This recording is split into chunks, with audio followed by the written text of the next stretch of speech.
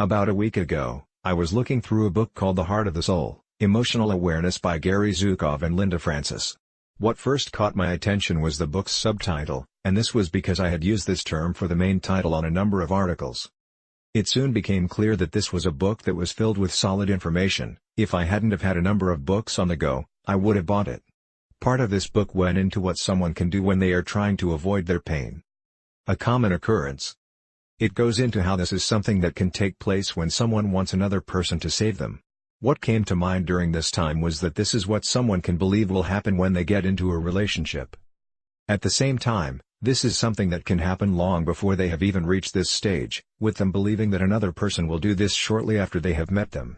This is not to say that they will consciously see them as savior, as it is likely to take place outside of their conscious awareness. Up and down. This person will then be elevated and seen as the one who will completely change their life. In the short term, it might seem as though their life will never be the same, and this is naturally going to cause them to feel good. But, as time passes, it is likely to become clear that the person they are with is not the savior that they wanted. Ideally, this would be a time when they would step back and reflect on their behavior. Another shot. Even so, it might not be long until they come into contact with someone else who they believe will save them, and the same process could play out all over again. There could be a certain type of person that they go for, too.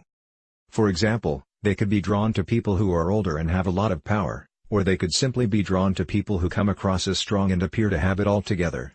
This is, of course, not the only area of life where someone can look for a savior. External support.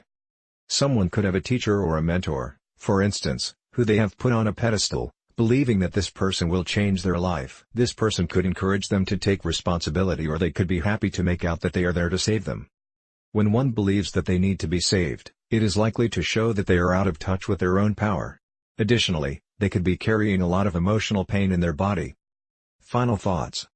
When someone sees another person as a savior, it is as though they are looking at them through the eyes of a child. And, if they feel like a powerless child, it is to be expected that they will feel the need to be saved and see others as being more capable than they are. This is not to say that someone like this shouldn't reach out for external support, as their life will change if they receive the right support. The assistance of a therapist or a healer may be needed here. Teacher, prolific writer, author, and coach, Oliver Jr. Cooper, hails from England. His insightful commentary and analysis covers all aspects of human transformation, including love, partnership, self-love, and inner awareness. With over 1,800 in-depth articles highlighting human psychology and behavior, Oliver offers hope along with his sound advice. Also, if you are interested in a guide that changed my life, please click link in description.